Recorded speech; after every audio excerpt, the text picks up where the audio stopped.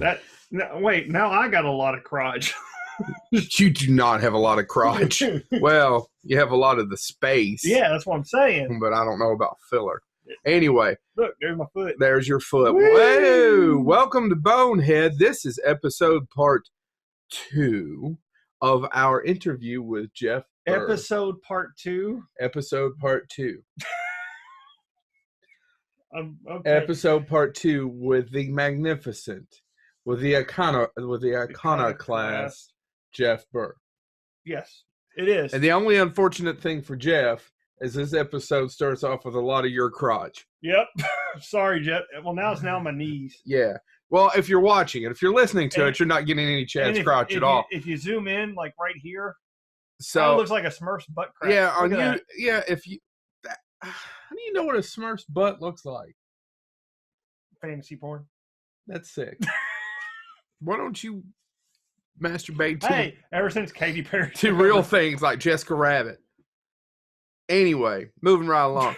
In this part, Jeff's going to tell us some magnificent stories about some movies. Yes. That's a terrible ending. Yeah. But if you listen to the last one, it just gets better. Mm-hmm. Jeff was amazing. He spent over 2 hours with us, and we wanted to break it up over 2 episodes. So we actually talked to him long enough for his phone to die. That's true. That's true. That's actually what killed the show. Yeah, it's the phone. That and he was bored with it. Let's just be honest. That's a lot. That's a lot to take in. Us of us. Us, yeah. And all this crotch.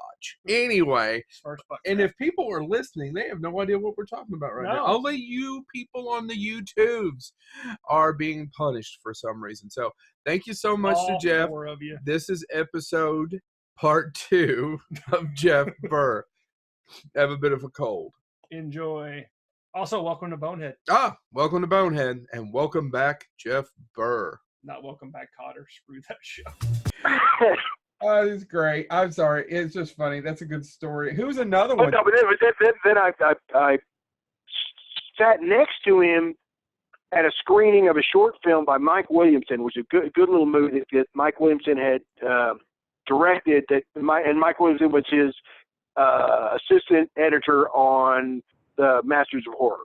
Okay. Yes. And so I was at a screening for the Mike Williamson thing, and Joe Dante sat next to me, and I said, "Oh, Joe, Mr. Dante," or whatever I said, and I'm Jeff Burr. I just want to say, I love your work. Mm-hmm. And he goes, "Oh, thank you," and that was it. So I've never been able to engage him in conversation, I have a lot of similar interests, and I could talk to him for hours, I'm sure, but I love him. I still love him, and I wish the heck he will do another big movie.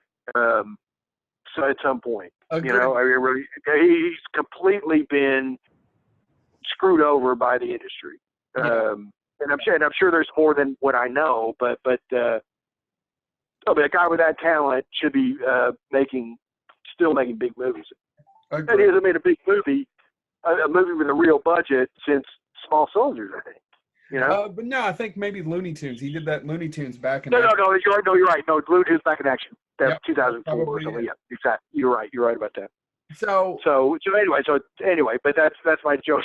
But I mean, like Gordon Hessler, I wrote a little paper about him for a film class, and I called him up to can I do an interview with you? And he was incredibly gracious, and I got to know him a little bit, and it was just a really supportive, and Peter Hunt, who's a filmmaker that edited a lot of the James Bond movies and directed On Her Majesty's, was incredibly supportive throughout the years for me too, and it's just I always felt, and mistakenly, and so anybody listening that's a filmmaker that wants to move on and do bigger stuff, I always felt that, well, gee, am I wasting their time, or am I imposing on them by talking to them? And I really kind of felt that, and nothing could be further from the truth, but I always kind of felt that, and that kind of prevented me from,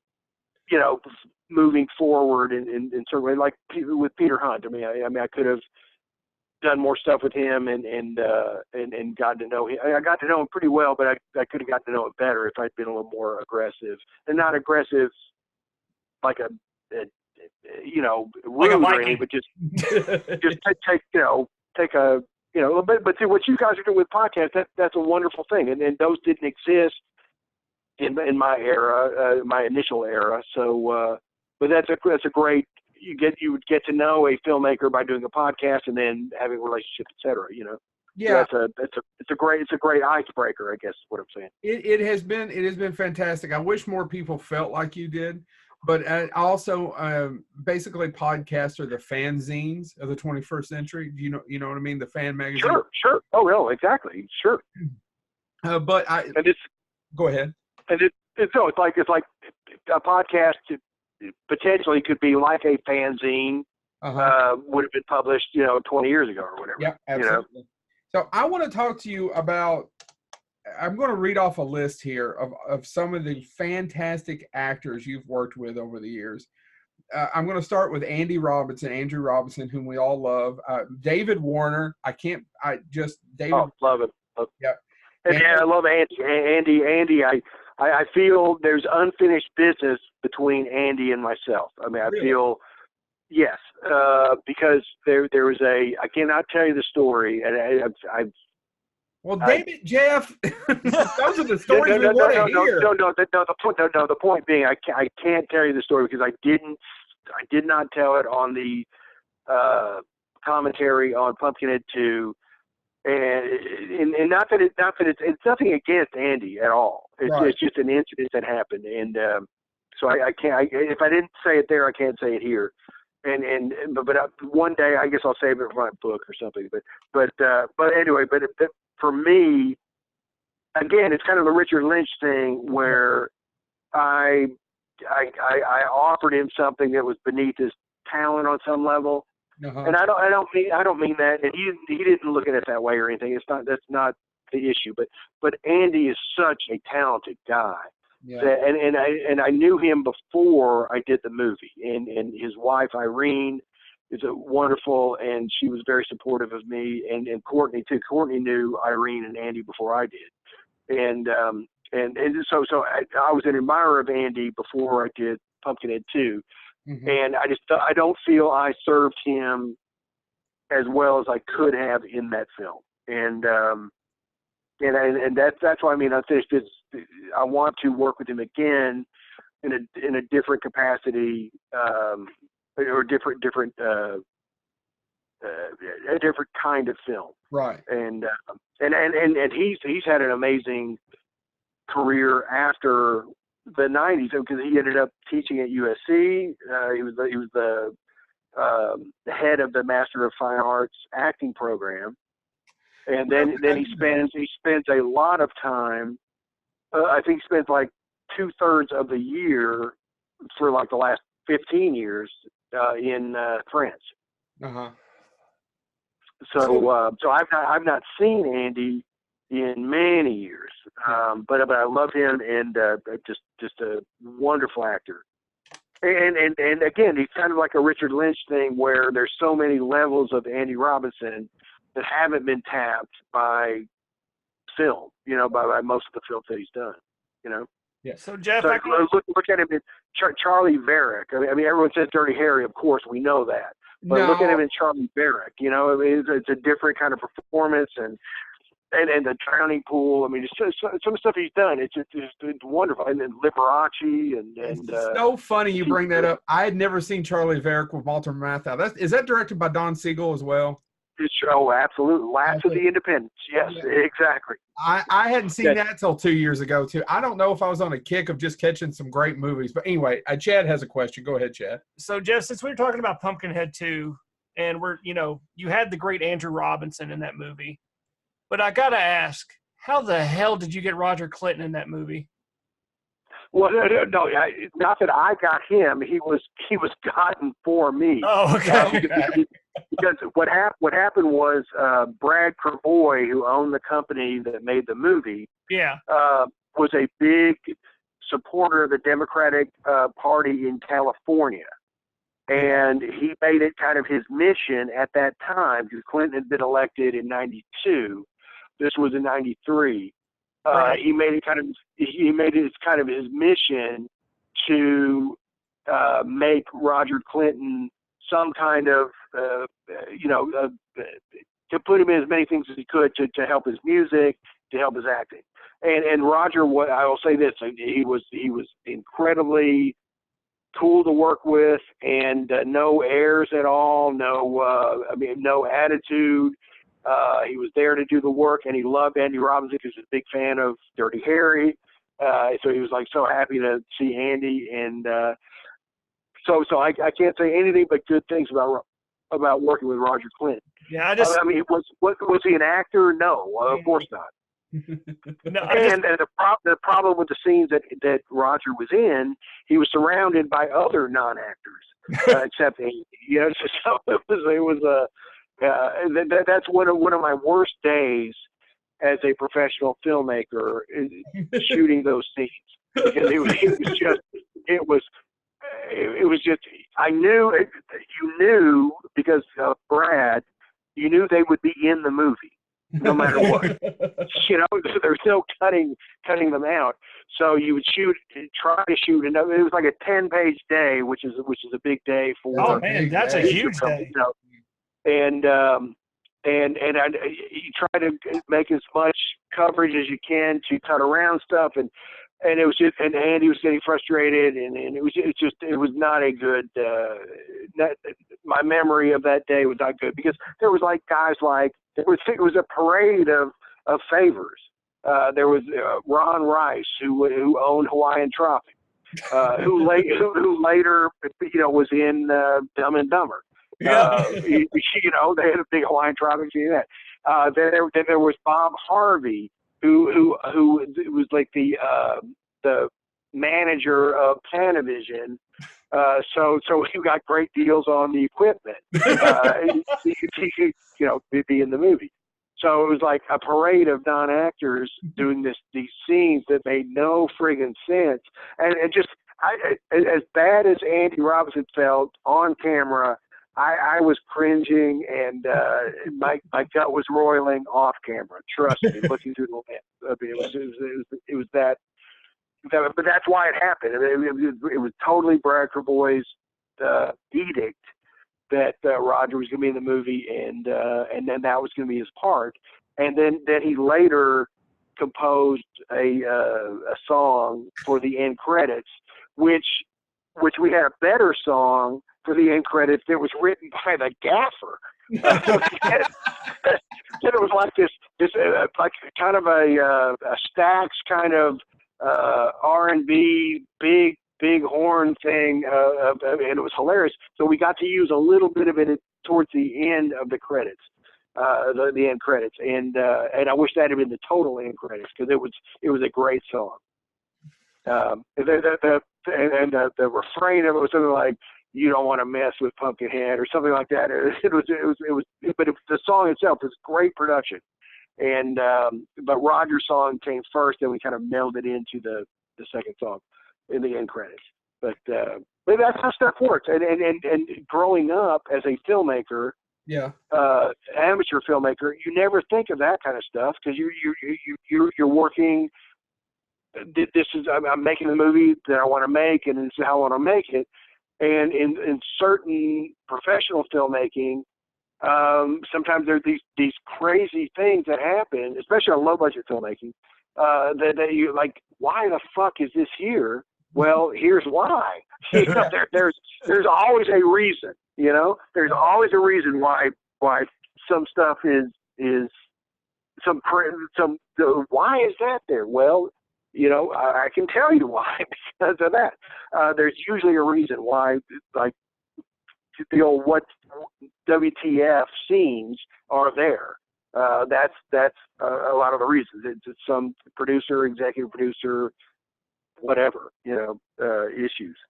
What is the most bizarre thing, because you've done a lot of low budget films, and by the way, I remember this specifically when you all were talking. Richard Lynch was giving you a compliment about how efficient you were, and I'm curious, what's the craziest batshit thing a producer's asked you to do?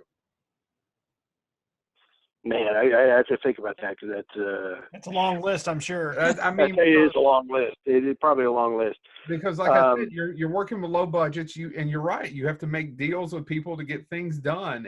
And I was just curious. And stuff in Romania. There was a lot of stuff that happened, and just crazy stuff. But because it was like in the Romanian movies I did, for the most part, it was Kushner Lock, which was a fairly big TV movie company, and they did some features. Peter Locke, who produced Hills Have Eyes and various other films.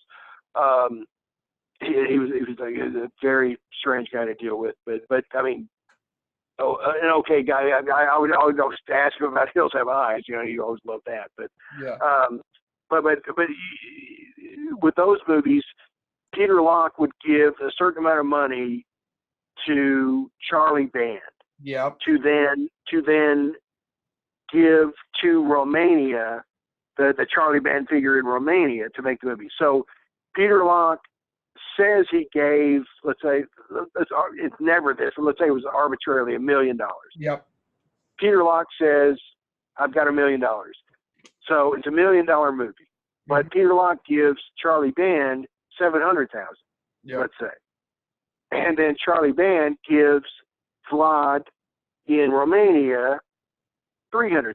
Yep. So I'm making a $300,000 movie that Peter Locke thinks it should be at least an $800,000 movie. Wow. So there was always a big thing of like, well, why didn't you do this, or why did you do this, or why does this look cheap, or why did it like? If you were there, I could tell you, man, because there was like, I mean, we would shut down days because there was no film stock, for example. I mean, which is unheard of in America. Mm-hmm. There would always be some place you could get 35 millimeter film, and what it was in Romania was there were places to get 35 millimeter film, but it was run by this guy Vlad, who, if he didn't think everything was going, if he wasn't getting the money that he thought he would get, he would just shut the movie down. So it was like. So but you would never get those days back. So let's say if it was a 20-day schedule and he did that 3 days, it would be a 17-day schedule. Yep. And that's the kind of stuff you have to deal with. And there was no getting around it, because also I would the first time it happened, the first time I was there, I would send back faxes to America saying, do you realize what's going on? Here's what's going on, this and that. Turns out Vlad had a deal with the hotel to whatever I would fax to America, they would immediately fax to him. Huh. So he was reading these faxes. So he grew to like, you bastard, you're telling America all this stuff. Like, how do you know I'm telling America all this stuff? And it was like the KGB or something, it was like that kind of mentality. And so there was nothing back in like 96, 97, there was nothing you could send to America that he wouldn't know. Right. So it was a very strange. Well, Jeff, you've proven my point that there's never anybody named Vlad doing anything nice ever. Never trust somebody named Vlad.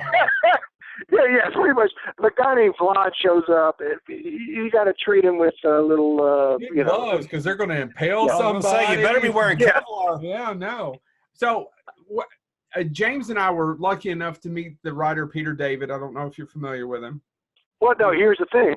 I've directed 2 movies written by Peter David, co-written by Peter David. I've never met him.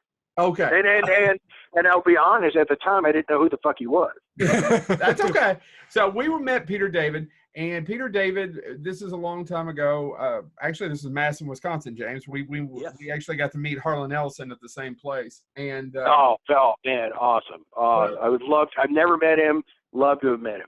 Well, we have a great Harlan Ellison story that we'll tell you after this that our viewers and listeners have heard before. But if you want to hear it afterwards, we'll entertain. Oh, well, gosh, yeah.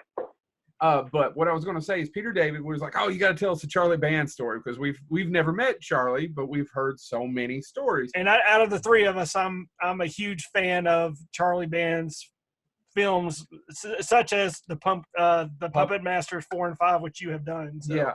So you don't say that. But you can say Peter David wrote Oblivion, didn't he? Yeah, he did. Too, right? But that's okay. What I wanted to say was we always ask people who have worked at Full Moon, tell us your best Charlie Band story. And we always say Peter David told us once that he was the only guy in Hollywood that Charlie Band didn't owe money to. I told Courtney, there you go. That's funny. Told Courtney that story, and Courtney said, honestly, I can't say anything bad. I don't think he owes me money either. I bet you have a different. Okay, I would say, you know what? I can't say what Courtney and Peter said. I cannot say that. Yep. So do you have? Because I mean, very, but here's the very sobering thing to me is. And I'm pretty sure that it's true. Yeah. It is true. It is true. And now I'm thinking about it. Except if you want to count TV, which doesn't count. Charlie Band is the only producer that's hired me more than once. Right. Which, I mean, that's horrifying to think about. So you're saying he wasn't a wonderful experience working with him? Because we know about the money that Paramount was giving. So we know about a little bit of what you were talking about. The Paramount was giving them money to make these movies, and we're getting pissed about where did the money go? No, that's back in the Paramount Full Moon days. I was talking about the Kushner Lock Full Moon days, which were the direct after effect of that. Yeah. But even then, yeah. I mean, the one of the main things I have about bitches I have about Charlie. I mean, he hired me and he called me out, but whatever. He hired me more than once. But I was the first meeting with Charlie in '93 was okay. I'm going to give you. You're going to make 4 movies for me. And this did in like in the first 7 months of '93. Mm-hmm. You're going to make 4 movies for me, and I'm going to pay you $25,000 each. Mm-hmm. So you'll make $100,000, but you won't make $100,000 because I need you right away to make Puppet Master 4 and 5, which because it's so quick. Consider that one movie. So you'll make $25,000 from that.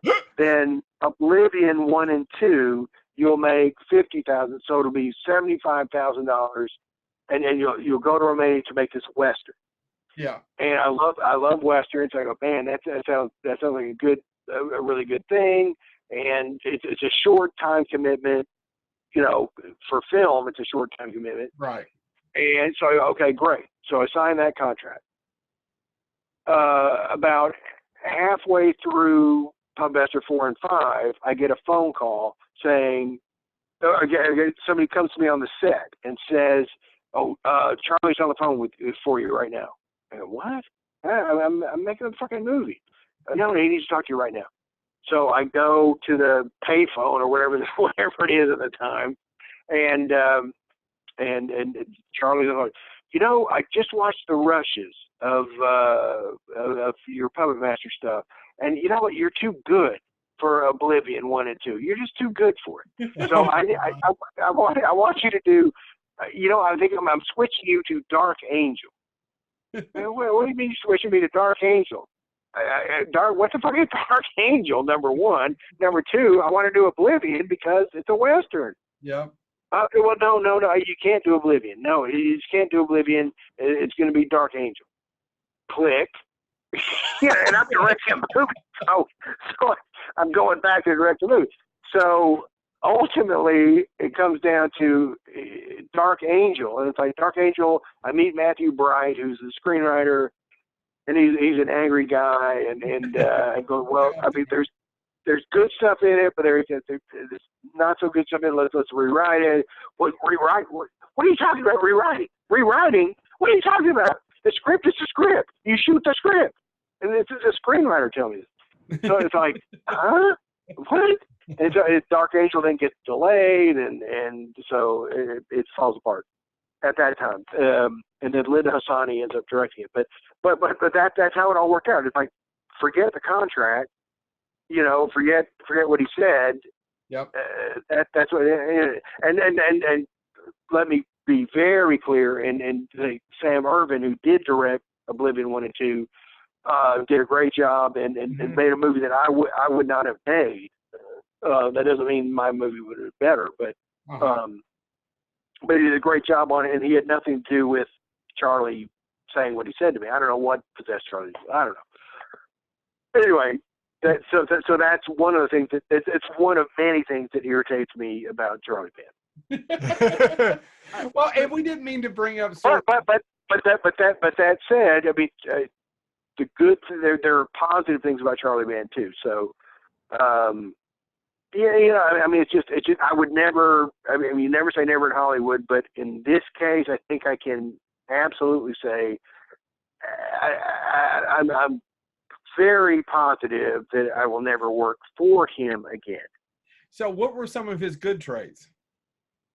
Then he gets movies made. I mean, and the good thing is he always would pay his cinematographers. So he always had like Mac Allberg or Adolfo Bartoli or those kind of people shooting his movies, because he felt that's where I should put the money, which he's somewhat right about that. And I got to work with Dave Allen, who had made a movie as a kid, as a student, kind of, as a young adult. I'm sure you know the movie, Equinox, which I love that movie. And I saw that in a theater with my brother when I was like 8 years old. Mm-hmm. And so it was a real honor to work with Dave Allen on Puppet Master 4 and 5. Okay. And which were some of the last movies that he did as an animator for Full Moon, and then he did Primeval's directing it, and I think it was the last movie he did. Yeah, James, go. You got a question? I just wanted to ask a question about the difference in, so talking about Full Moon and working there a little bit. When you look at a movie like Eddie Presley, what was it like when you're directing something that is made off of, it was Dwayne Whitaker's one-man show before it was a film? So what is right, and we had, and I worked with Dwayne on the script, and it was like, and that was completely my project. You know, it was like there was no one else to answer to or to. My brother produced it with Tom Denoff, a guy from Texas. We raised the money for it, so that was literally night and day. I mean, there's no comparison between an independent movie like Eddie Presley and, let's say, Puppet Master 4 and 5 or a Full Moon movie. But, because there was, and there was a lot of downsides to it, because it's like, you know, you have to make sure that you make the movie with the money allotted, or more or less. I mean, if you to raise a little more money to finish it, but it's like the freedom and the expression was much more. Was easier. That's my sweet spot. Is lower budget, totally independent movies that I can control, quote unquote. You know. Well, and with that, you had, I mean, a from cameos and above, you had a great cast. Roscoe Lee Brown. Oh, well, for sure. And all of that. So I wanted to ask a question about that, because I think the last time that was released on DVD, and correct me if I'm wrong, was 2004. Yes, that's exactly it. And hopefully, fingers crossed, we're getting a Blu-ray out of it on 2020. Oh, good. That's actually what I was going to allude to. Can I expect to see this in a because you did a 2-disc special edition when it came out on DVD? But yeah, yes, and there'll be that and more for the Blu-ray. It's just now it's the transfer process. We shot in 60 millimeter, and so we'll probably have to go off the negatives, and which is a long process, but. Fingers crossed. Hopefully, we can get it out on Blu-ray, because the one thing about that movie, in spite of several people's attempts to get it out, it's an unknown movie.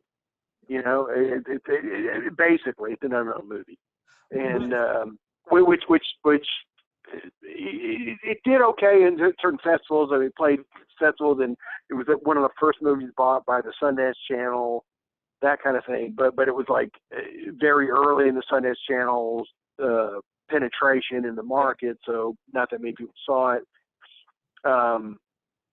And it's a movie I'm very proud of, and I want more people to see. You know, I mean, that's the main thing. Well, I think just with the genre, I guess, kind of actors in it, you have cameos from Quentin Tarantino and Bruce Campbell. But again, I met Quentin maybe a year and a half, something like it, maybe a year before we did the movie, and you know, it's a kind of either friendly acquaintances or friends, and we see each other occasionally, and I met him at a screening. I vividly remember this. Courtney and I, we were at a screening of Bill Lustig's Maniac Cop 2 at the Director's. Yeah. And so I think it was probably 1990. And I guess Bill Lustig introduced us, and Quinn goes, "Jeff Burr, wait a minute. You're the guy who made The Offspring, right?" You know, and it's like, at that time, nobody knew the fucking Offspring, you know? Right. And anyway, it was great. He had a manager that ended up being friends with Courtney, and Courtney's manager and that friend of mine, Catherine James, and this guy, Craig Hammond, and all these people he was hanging out with that we got to know. And so that's how that happened. And I'll say this, I remember Quentin, the one thing I do remember about him at that time, he came up to me, he goes, and it was very serious about it. And he came up to me, he goes, "You realize this is the first set I've been on since Reservoir Dogs." So like I think Reservoir Dogs had not come out yet. Yeah. And it was like in the process of being sold either to New Line or to Live or Artisan or whatever, and Miramax. So anyway, so this would have been February of '92. So I guess it played Sundance, but they were in the process of placing it, you know, theatrically. Right. But anyway, we came to it was very, very solemn, you know, kind of thing. And it's like, you realize it's the first set I've been on since Reservoir Dogs. I go, no, I didn't know that, but that's great.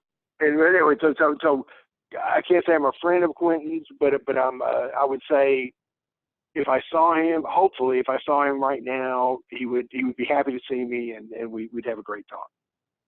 Well, while you're mentioning and Bruce Campbell the same way, and because Bruce actually, I knew Sam a little bit, Sam Raimi, and because Sam had seen my first movie, and we've had meetings with him and Rob Tappert at Universal, just get to know you meeting kind of thing.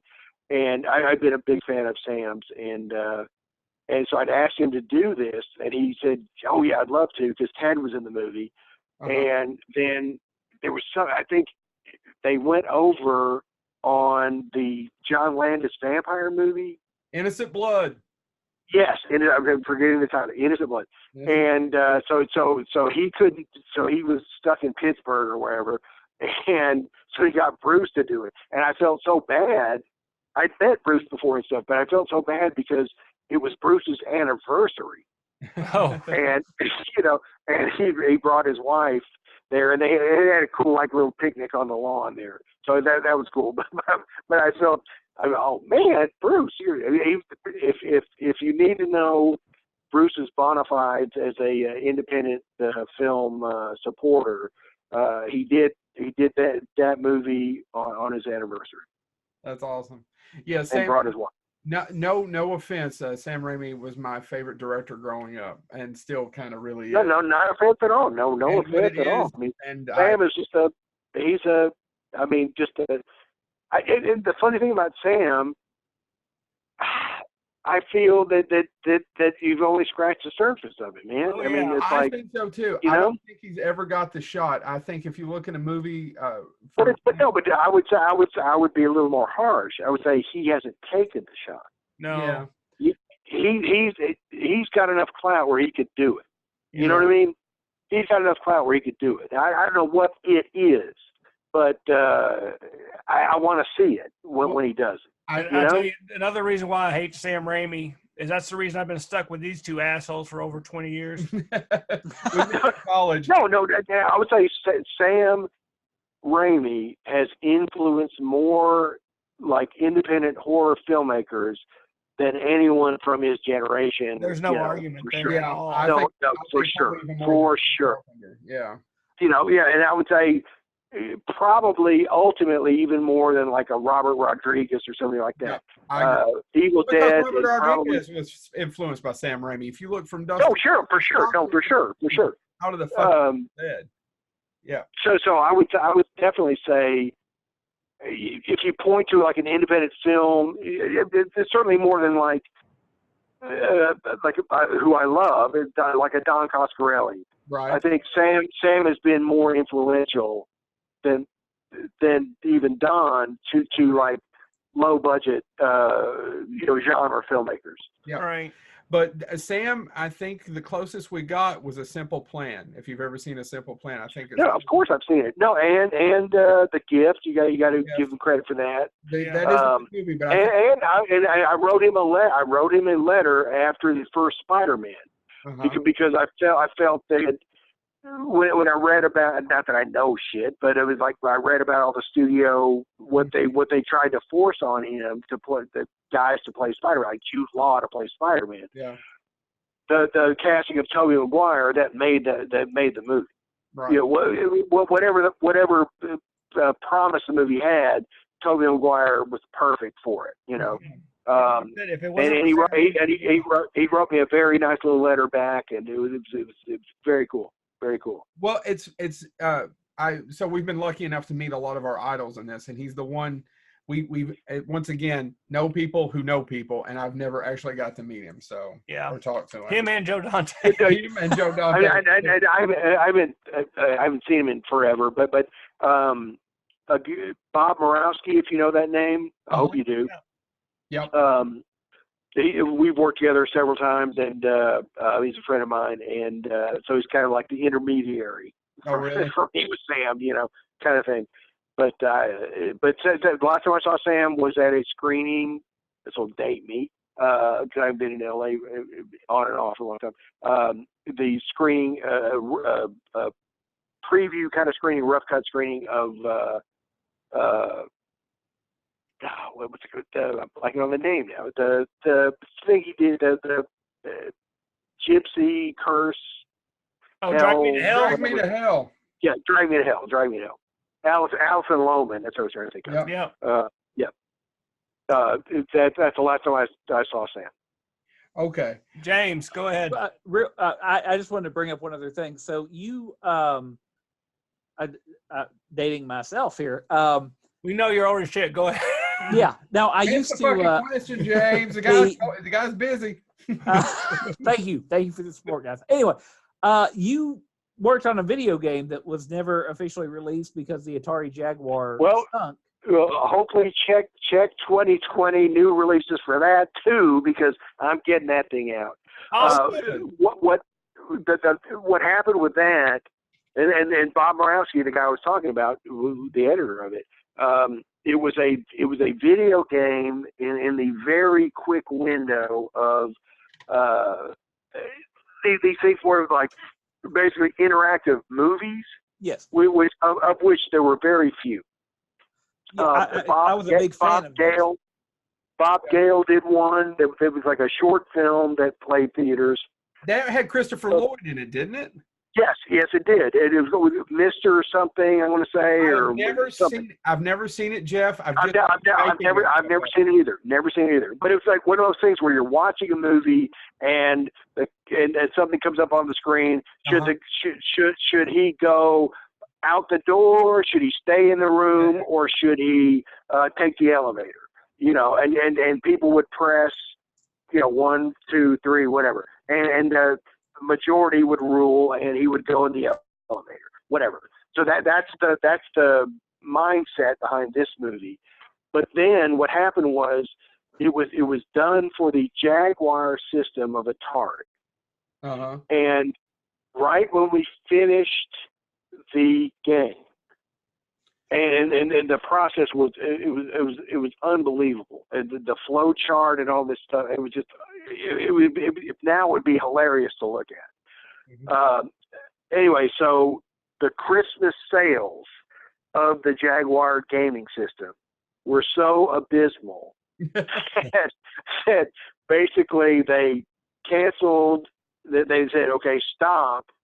Even though the game was basically finished, they go, stop, and the Jaguar system is now gone. Uh-huh. So for about 6 months, 8 months, almost a year, that was it. Then I get a phone call out of the blue from one of the producers saying, look, we've just negotiated the rights to make a feature film version of the game. Yeah. Well, what do you think?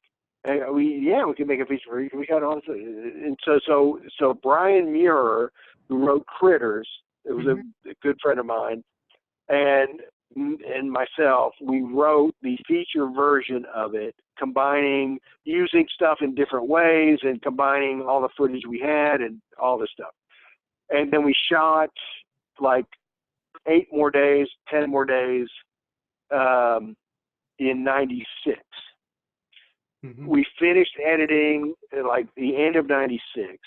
And then all of a sudden we get a phone call from another producer of the movie, not the game, but the movie. Yeah. And he said, I've just sold it to South Korea and they want a 35 millimeter print. We shot in 16 millimeter. Mm-hmm. Wow. So that's fine. It's good. So that meant we needed to cut negative at that time. We needed to cut negative. So Bob found this negative cutter that he'd worked with before, and they were good specialists in 16 millimeter negative cutting. So what happened was that person or that company got busy around that time and farmed it out to another company. And they completely, at the time, and now it's not as big a deal, but at the time, they completely botched the negative cut, meaning they had fingerprints with glue all over the negative, that kind of stuff, and missed some miscuts, but mostly like fingerprints on glue and that kind of stuff, just schmutz, if you will. And so they ended up taking an insurance settlement on the negative cut. And they made more money. The producers made more money doing that than they ever would have made doing the movie, finishing the movie. So the movie was, it was finished, but unfinished. Mm-hmm. So, and that's stuck in my craw for 22 years. And because there was so much effort put into this thing, even though it's a cheesy, James Bondian kind of thing, just the effort that was put into work and for everybody, it's like to go for nothing. That was the first time that ever happened to me. So the producer one of the producers said, okay, I'm gonna give you all the footage and give you all the stuff. Do with it what you will. And so that's my other goal for 2020 is getting this out. Just I was thinking about shooting a little wraparound with Timothy Bottoms, who was the star of it. Now 20-something years later, and bookending it with something to make it more contemporary, because it deals with it's obviously a pre 9/11 thing, but it deals with a terrorist plot to poison the water in Los Angeles, and there obviously now there's no mention of 9/11 or whatever, so it's a completely on a topical level, it's completely obsolete. Yeah. You know, but if you bookend it as a flashback, then it could be a little more contemporary, or you can just release it as here's an unknown drive-in kind of movie that never was seen.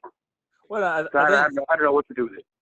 I was just fascinated by it because I think it is, you know, there's almost an oral history project there, just looking at the fact. There is. Oh, for sure. And I find out later that it's like one of the producers was married to the daughter of one of the heads of Atari, and that's how he got the job. I mean, it's stuff that you never know. I mean, when you get the stuff, get the job. So yeah, there's a lot of backstory to it that would be hilarious now. But there was a brief period of time in like right around 94, 95 that dealt with interactive movies. Yeah, and, the one that I became obsessed with during that time period was a game called D, which involved cannibalism and all of that stuff. And now of course those don't happen in games. But that's what. So what I saw. But were there footage? I mean, like film footage that was manipulated, or what was the game?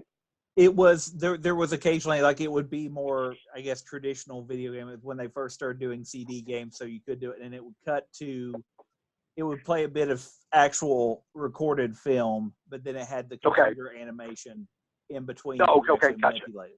So anyway, this one was the big thing about this one was there was no the choice density was high, and there was a technology where there wasn't a big interruption when you made the choice. Yeah, that was like the big thing about this one. I was going to say that would have been better because I can remember waiting like, okay, I've made a choice. Let's wait 30 seconds while it loads. Yeah, no, this was like essentially, not exactly, but essentially instantaneous. Yeah. You make the choice and it goes. But the choices were ridiculous too. It literally was walk down the hallway or should I go through this door, kind of thing. So let's talk real quick. At 94, 95, you were busy. You were busy working because you also done a movie in 95. Well, it came out in 95 that I think a lot of people talk about still, and it's pretty popular. Night of the Scarecrow. No, actually that came out in. There was a big because companies went out of business and blah blah blah. But there was like we shot it in 94, finished it in early 95. And it ended up coming out, I think, officially like in January of '96. Oh, really? Because IMDb on video, somewhere around there. I mean, maybe cable before that. But anyway, but it was like there was a long lag between when we finished the movie, delivered the movie, and then it came out. I remember that.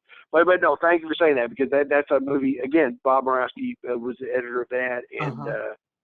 Did a great job and wonderful to work with, but that was a movie that nobody saw. Yeah, it's like, it was like you put all this effort into something, and then like every company that touched it went out of business. It was like because it was like the Barry Bernardi and Steve White had a company together that went out. They were kind of, this was the last project they were going to do together, and they went their separate ways. Then it was like Spelling had it, and they folded into Republic, and Republic Pictures ended up putting it out, but then they changed management before it came out. So it was like everyone that touched it either got fired or went belly up. What do you think? So it was an orphan movie for the company when it came out. It was like there was nobody behied it or anything, Right. Well, by the time it came out. People found it over the years because of video and DVD. I mean, at the time because of video. Well, no, it didn't come out on DVD until many years later. It just came out on DVD, I don't know, 5 years ago or something, 6 years ago. Well, I see. Because it never had come out on VHS came out in '96. Mm-hmm. Then nothing. Then in 2013 or 14, Olive Pictures, which got all these films from Republic, put it out on DVD and Blu-ray. Okay.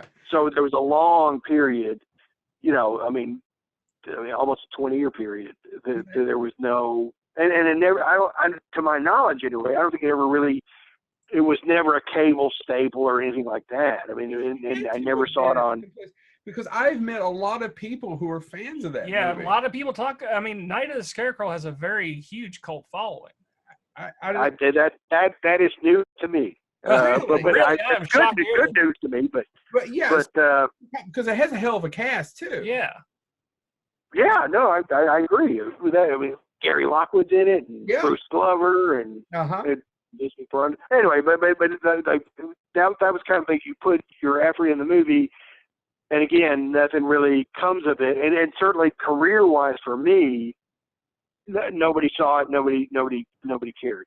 So, and then I'm not, it doesn't make me sad or anything, but it's just one of those movies that was an orphan movie when it first got released, and there was no executive behind it or a company pushing it really. And I thought the initial release, the artwork was way inferior to the original artwork I'd seen, which they ended up using on the DVD and the Blu-ray. Yeah, I'm just amazed that this seems like it's kind of the first you're hearing about that it has that big of a following. Because I can tell you, I almost never. I'm exaggerating a little bit, but I'm not really. I almost never talked to anybody that really asked me about that movie. Because I want to say it was, are you familiar with BuzzFeed? It's a website. Yeah, I know that. Yeah. I want to say there was an article. There was one of those. They do like 25 underrated horror movies or 25 comedies, and I think that's on the list. I think so too. We'll see if we can find that. It might be Dark Night of the Scarecrow, which is always confused with it. Which is a good movie. I know what you're talking about. Dark Knight. No. Which also has a remake. But anyway, moving right along. But I'm very happy about it. I mean, that's great. So I know you probably get a ton of questions about Leatherface, and I'm not going to ask you. We've been on for almost 2 hours, and by the way, could talk to you all night. But I just wanted to make sure about your timing and if you start. No, I'm fine right now, but I know you want to cut it off. It's not us. It's all about you. No, we've cleared the night just for you, sir. Actually, so. We can go as long as you want to, but I do want to be conscientious of your time. But I do have some few questions. Not necessarily the question I have for Leatherface is just how big of a dick is Mick Strawn? And well, I've worked with one. Speaking of Night of the Scarecrow, Mick is. I got to say, I can't even joke about it. By the way, no. I'm telling you, the guy is great. I mean, because he is exactly what you'd want. He was very supportive of me on Leatherface, and beyond talent, he's got a great personality and he's funny, and which a sense of humor for a film to be on a film set is a must. And because so much stuff happens that's unbelievably stupid or hilarious or whatever, and you want someone to be able to work with you on that. But Mick is incredibly talented, but also, especially Night of the Scarecrow too, because he had less money and less staff, etc.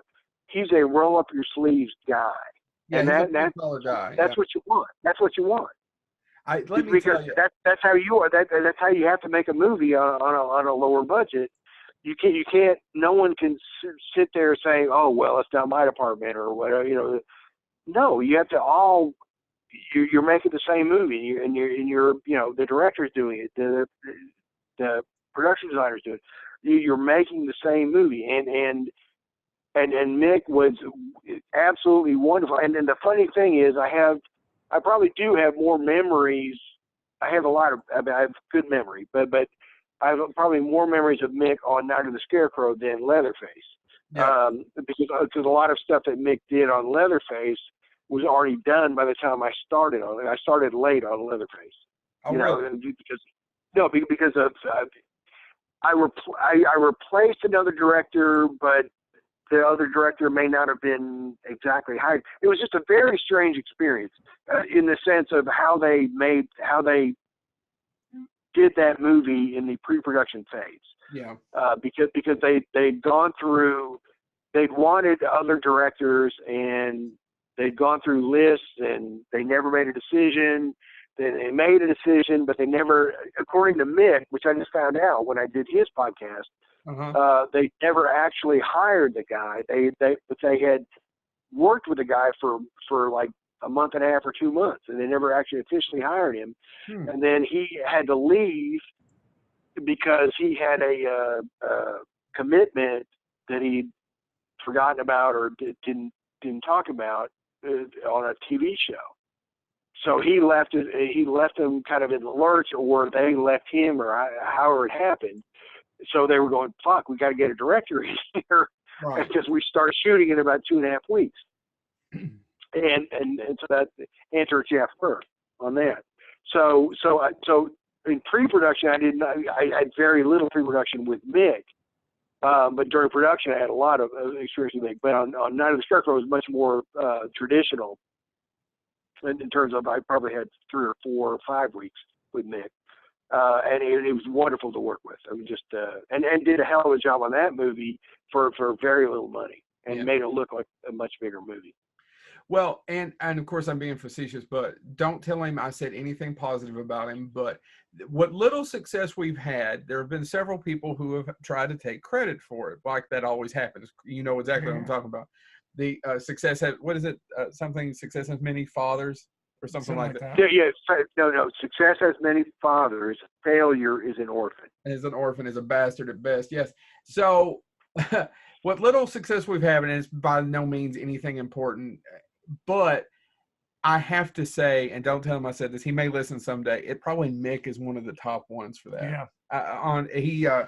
We met him at Scarefest a few years ago, and we've hit it off, and it's weird. That's great. And I'm just so glad he's doing conventions now and meeting people that love his work, because he was kind of he and CJ were kind of the unsung heroes of Nightmare on Elm Street. I mean, the whole series, you know, I mean, among other things. And it's great to see him understand how much the people that admire the movies admire his work. Yeah. Well, let's stop kissing his ass, and I want to ask you about a couple of, because he'll just go to his head, and his head's big enough as it is. A few more actors I want to read off here that you've gotten to work with. It just amazes me. Okay. Gary Lockwood is one of the huge. John Hawkes, Caroline Williams, but John Hawkes, love him. John Hawkes, I just love him. And we've almost worked together a couple more times. It's just a timing thing. He was going to be in Stranger in Darkness, but it was a timing thing. But I will say this, and hopefully he would agree with it. I will work with him again. Yeah. Because he was just a really cool guy to work with. He's a fantastic back then, you know.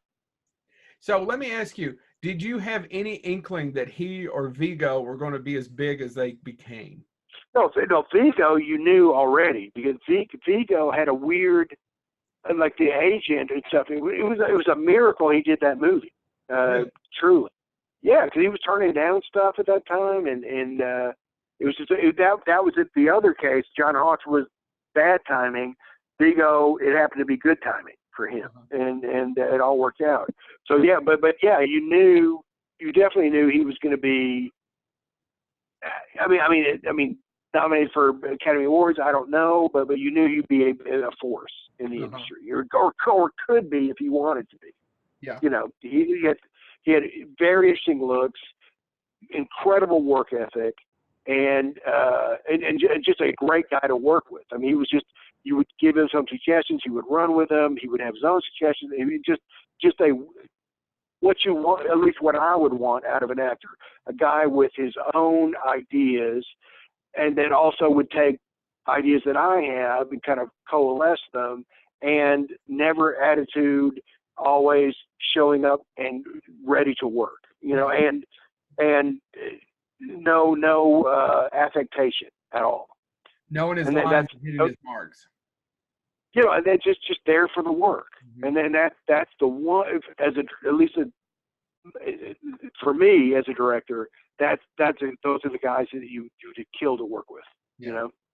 So I'm sorry, I feel like I've taken it away from the other two, but the one last movie I want to ask you about is Stepfather 2. I would say right off the bat, Terry O'Quinn is exactly that kind of actor I just described. Yeah. And he was just, it was an honor to work with him and a blessing and a education to work with him. Yeah.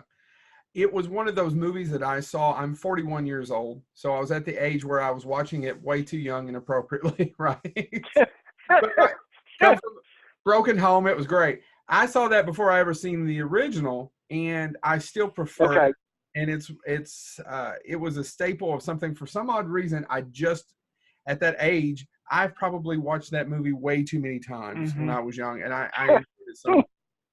Well, I would say, not that your parents would say it, but I'm very happy to hear that. You know? I love hearing that. Well, good. I'm glad you love hearing it. I have spent some time with Meg Foster. Was she just as interesting to work with then as she has been for me to talk to and have to do panels with later? No. Yes, and I love her, and for me, she's gotten even more interesting the older she's gotten. I mean, interesting in a slightly bizarre way, sir. No, well, that's what I mean by interesting. Yeah. Here's the thing, and you can't say this about every actor. There is no one like Meg Foster. Yeah, no. There is no one. No. There is no one like Meg Foster. She is completely unique, and she's got training, and so again, she would be someone I would love to work with on it, like the Andy Robinson thing, on a different kind of movie.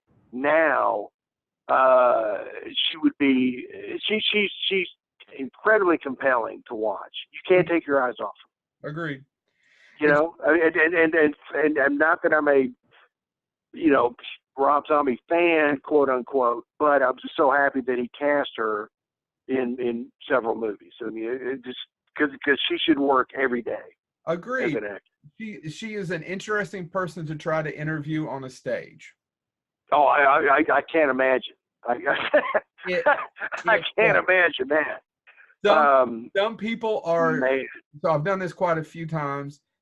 Most people are easy. Most people, it's people ask me, well, how do you get into it? And I say, well, it's the same way people will say, well, how do you get into directing or acting? I could tell you how I did it, but it wouldn't work for you.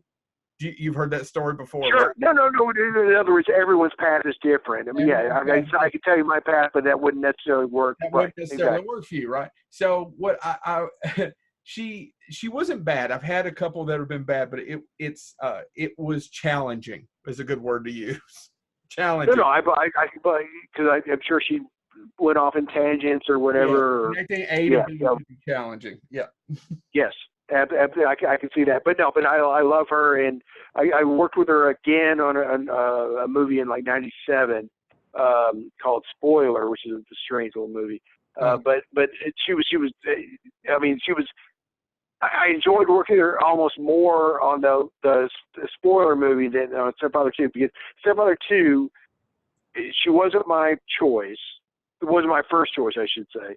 Who was your first choice? Well, I mean, for the budget and everything, you have to understand the budget and everything. So it was a very low budget movie at the time. I mean, for that company at the time, and I wanted Kay Lentz, who I don't know if you know her. She had done no.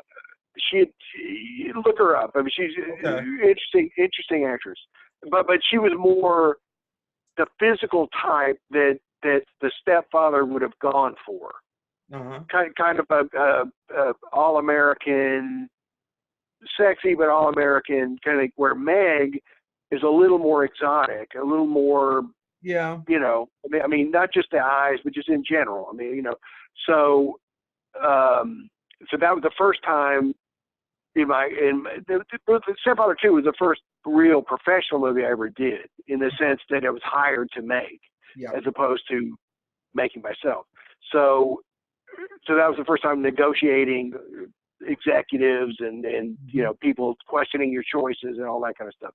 So they felt Meg was a more classy. That was literally the word they used. A classier name. So Meg, I think she had just turned 40. I want to say, right around the time we made the movie. So the first day of filming, I remember this, like she wouldn't come out of the trailer for like 3 hours. Because she was like worried about the makeup, and the makeup artist was working with her, and so it wasn't anything unusual for an actress, at that time, but it was that was why, and I wasn't savvy enough to really pick up on her insecurity. Right, and to help her with that first day. Yeah. I really wasn't, and I should have been, but I wasn't. Well, go ahead, Jeff. So that kind of, I think we started on the wrong foot. We ended up in a good place, but I think I started on the wrong foot with her. But I have nothing but love for her and nothing but respect for her talent. I loved her in so many movies, and I knew her work really well before I did that movie. I just felt she was kind of wrong for the role. Right. And maybe I wasn't as good a director to disguise that feeling. Maybe she picked up on that feeling the first couple days. I don't know, but anyway, it all worked out, and but she's a handful in that sense. I mean, where it's like, if you say certain things to her that either doesn't compute or whatever, then it's like it's going to be a 45-minute conversation. Yeah. No matter what, to get her back to, and then that's fine. I mean, that's a lot of actors are like that. Yeah. So let me. Oh, sorry. But anyway, I have nothing but positive things to say about that movie, in the sense that I think for me the joy certainly was more. Terry O'Quinn was just. I can't tell you how wonderful he was, because I was a new guy, and he could have come on that movie and been a total dick. Yeah. Because he knew. I mean, intellectually, you would know the movie doesn't exist without him. So he's the 800-pound gorilla. Yep. So whatever he wants, he can make happen, or just be a total dick if he wanted to, and not that he could be that way on, The Rocketeer or something. This is the movie he could have been an asshole on, and he was exactly the opposite. And couldn't have been more supportive of me. Couldn't have been more immersed in the movie as it was, and because he knew it was like, okay, it's a lower budget sequel to a movie I made, and Anthony Perkins here or whatever. He was always kind of concerned about that, and but he never let it show, and he was totally committed to the performance, and I have. Nothing but admiration for him, but also it's a big debt, because he could have made my life miserable, and other actors would have, they would have been like bullies, right. And because I would have been the guy that would have been bullied, because I'm a first-time director, unknown director in this capacity. Right. And he was exactly the opposite, and just a great guy to work with, and I've talked to him throughout the years, and just, again, he's another guy, I mean, there are so many on the list, but he's definitely another guy that I really hope to work with again, because he's wonderful, and it's just so gratifying to see him on Lost, and winning the Emmy, and I think there's with the right role, he for sure has the ability to win an Academy Award, or whatever great prize that you want to deign. He's got that talent. Great. And, he's just I can't speak of him highly enough. Truly. So, speaking of working with actors or directing actors, you mentioned the movie Spoiler. So I want to talk about how was it directing Jeffrey Combs, who's Combs was again one of those guys where you give him an idea, he takes it and runs with it. And I've known him throughout the years a little bit. I can't say I know him, but I've hung out with him a little bit. And a friend of mine, obviously more than a friend of mine, a great friend of mine, Darren Scott, who produced Whisper to a Scream with my brother Bill, and produced Stepfather 2 with my brother Bill, has worked with him like 5 times. So if you're a Jeffrey Combs fan, you've got to see the movies he did with Darren Scott, starting with Caught Up. And if you've never seen that, you've got to see Jeffrey Combs in Caught Up. I thought I'd seen Jeffrey Combs in everything. Yes, I thought I'd seen every Jeffrey Combs movie ever. No.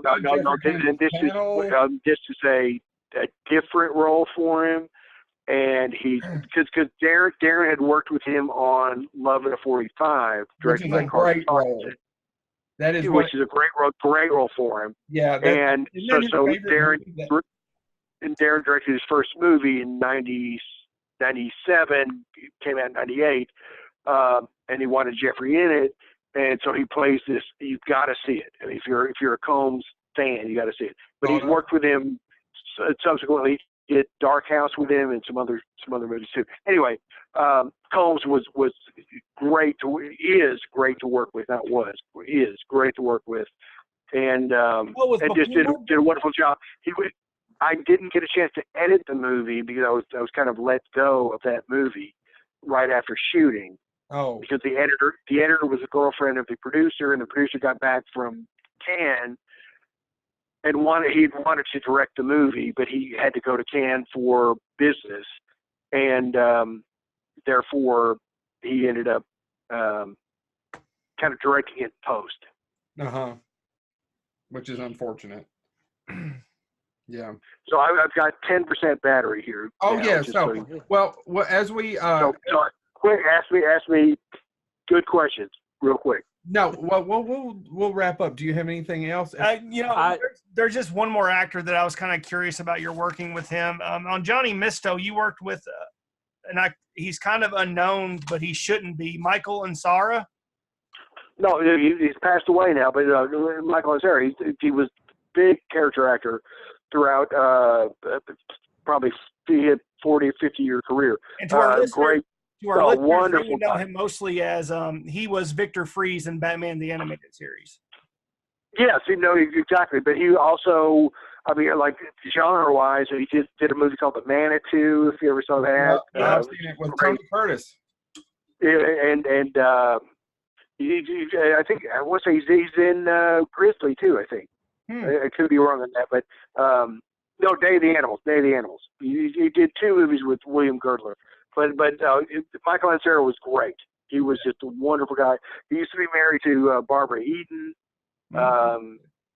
years ago, and he did the original film Voyage to the Bottom of the Sea. Irwin Allen. He had an amazing career, and he was just a absolutely wonderful professional and just a fun guy to work with.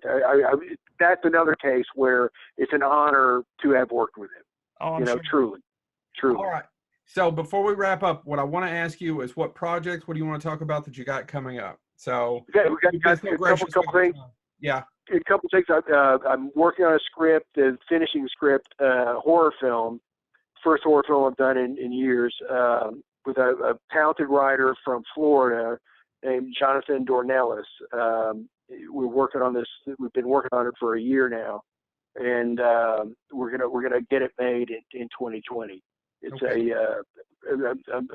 it's a horror film that kind of does what Get Out did for racism. This kind of does for health insurance. Right. So now, when you do this, are you going to shoot it in Georgia? It's Georgia and Florida. Okay. No, the reason we're asking is because we're just going to go ahead and say when you need someone to just be a flunky on the set, you need to call the boneheads because we need to come out and we'll take a week. There you go. I mean, we have professional jobs, but fuck it. Right? Fuck it. Let's go. No, you at least you do the Curtis Armstrong thing and say sometimes you got to say what the fuck. What the fuck? The risky business thing. Absolutely. Exactly. I make a fine cup of coffee. Yeah. There you go. Well, and I will drink a fine cup of coffee. Yeah, Mick will pick us up on the way as he's leaving Nashville because he could be the production designer and run. He would. No, on that movie he would be the production designer for sure. This Absolutely. is totally in his. I'm telling you, it's totally in his wheelhouse. Totally. So when you're aggravated in the middle, in between, because you're just not getting what you want, you can just walk over to us and we'll say some goofy shit and make you laugh. We can do this. Which is you need that on a film for sure. Yeah, you just need to let us know, Jeff. All right, so you've got that coming out. Go ahead. Yeah, you got that, and I'm writing this comedy that hopefully I'll get made too. That it's another thing very close to my heart. So definitely, you have, in the words of every supervillain, you have not heard the last of Jeff Burr. Great. Well, thank you so much, Jeff. We're going to kill the recording right here. Okay. Well, thank you guys too, man. I appreciate it, and it's been hilarious and great fun to talk to you.